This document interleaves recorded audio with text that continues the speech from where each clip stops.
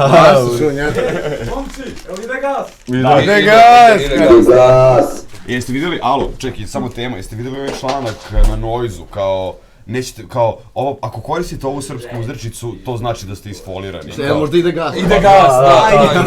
I onda ogroman neki ozbiljan članak, zašto ne treba da, samo nemojte da koristite ide gas, kao bit ćete retardi, ono to je... Pa da, vidim. Ja sam davno pre ide gas bio retard, tako da Noiz ne brini se. Znaš šta je novo? Grmi to. Grmi u stvari najjača fora, ali ne... Treba napravimo sample, nisi mi baš izgrmeo familiju. Te neko bači lošu poruku. Nisi mi tu nešto baš izgrmeo.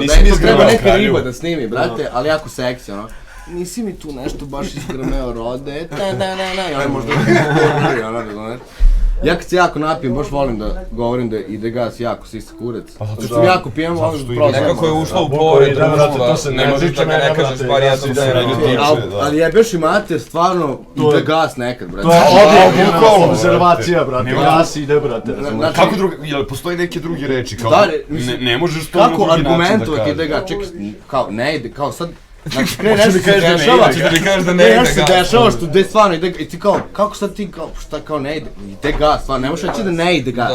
A što ono kao, svi kažu ide gas, niko ne pita kako je gas.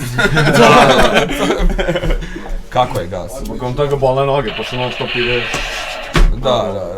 Znam, to je neke vice, neke rock'n'roll.